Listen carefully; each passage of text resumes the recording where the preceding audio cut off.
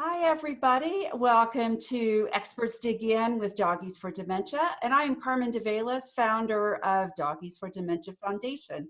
Today, I have a wonderful guest, Joanna LaFleur, who is CEO of I want to get it right, Memory Lane. And I can't wait to talk to you more about this because this is such an important topic. So welcome, Joanna. Thank you for having me. Oh, my pleasure. What a great time now to talk about when families are seeking additional help. There's so many options. There's at home extra care, but then when we talk about placement or communities, you've got a really interesting twist on the traditional big kind of memory care or assisted living mix. And so tell us a little bit about that. Yeah, so what we have is literally just a home, and it has 6 bedrooms in it. Each resident gets their own bedroom. And I think that people can come to us and feel immediately like it's a home away from home. I worked in larger facilities for a long time, and we would always use the term, we want to make this place home-like. And as hard as you try, it's never really going to feel like a home for people that are coming from their own homes. And so I think for us, because we actually do, they have their own room there, and they get to eat all together at a dinner table, and all those kind of things, that it really does feel like home. Yeah, and that's wonderful. So you're in Michigan. In Texas, I believe that the term is personal care home when it comes to options, personal care home. So there's like a not corporate owner, it's a person who owns it and is usually very hands-on, yes? Yeah. Well, Yeah, it depends. I mean, every place is different. yeah, yeah. And in Michigan, it's called, So we call them adult foster care home, and that's how we're licensed to adult foster care. And you can find all of the adult foster care homes in Michigan on a website. If you look it up, we're all there. We're all listed about, and then like any surveys that we've had or anything that we've had is all there as well. oh, that's really good. Yeah, I think there's just so much confusion for families. You're driving by lots of different, there's assisted living and independent living, and then standalone memory care. And this is certainly an option. And I know not all personal care homes uh, will take care of people with dementia either. So the Yeah. residents may not. And so Memory Lane is one that you just, that's your specialty, yes? Yeah, that's all we do, all dementia. Yeah. And we do any stage, anywhere from earlier all the way to end of life. Okay. All right. So if I'm a family member and I'm considering where might I find the best place for my spouse or my parents, um, I don't even know what to ask. What do I ask to make sure it's the right fit? What Yeah, do you so think? I mean, the biggest thing that I think families don't realize is the staffing, the caregivers, whatever you call them at that place, is really everything. I mean, it's nice to have good food, and it's nice to have activities. It's nice to have a really beautiful place, but like at the end of the day, what actually matters is the care that your loved one is receiving. And one of the big things we find that can be a challenge is the staffing ratio. And so staffing ratio is how many residents that one caregiver is responsible for at a time. And at Memory Lane, it's 1 staff person per 3 residents. And that's it's typically double or triple that in most facilities. Hmm. And so I think that really matters. And a lot of people don't understand, what does that mean? I mean, well, if you think about the needs of the residents, I mean, say, you're one person, you have to get 6 or 8 people up before breakfast to get everyone to breakfast. So you're going to be starting about 5 a.m. to do that. So you're going to be waking people up, when you need to wake them up, versus where we're able to let people wake up when they want to wake up. And the same thing with going to bed. And then even like with medications, you have a lot of times they have one person doing meds for like 30 people. Hmm.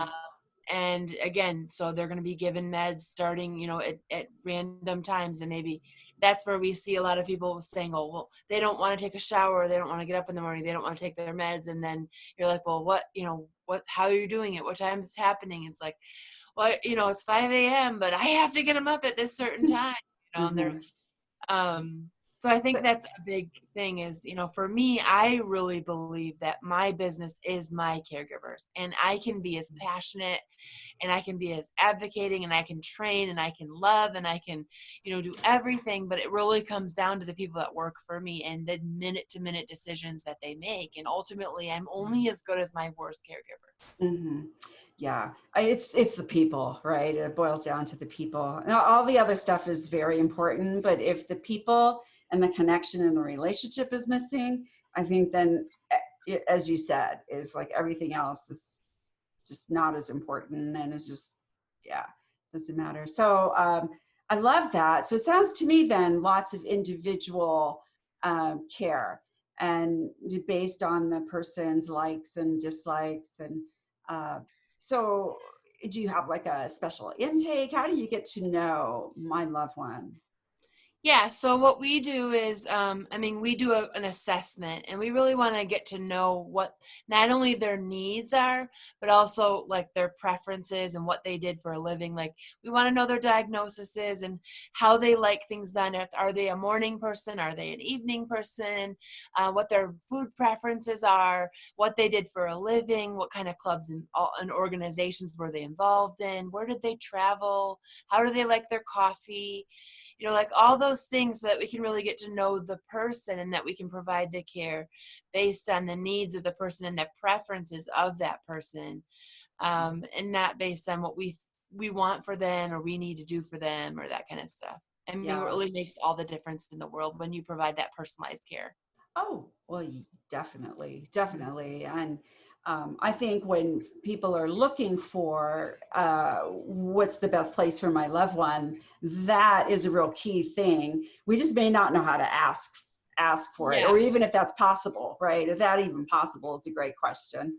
How individual can it be? And Yeah, and I think, it's good if I do the assessment on the person, like that's great, and I can get all the information in the world, but if I'm not communicating that well to my staff, and yeah. if all the staff that work don't really know the needs of the person, so I think that's a good thing to ask is, do you have some sort of, we call it like a care plan, or just how do you know the needs of my loved one, and then how do you communicate that to your staff, and how do you communicate it to new staff when you have turnover.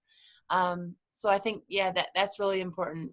Great comment. And great to let families know. Yes, ask about that. How is everybody going to learn about my dad or my mom, right? Yeah. Yeah.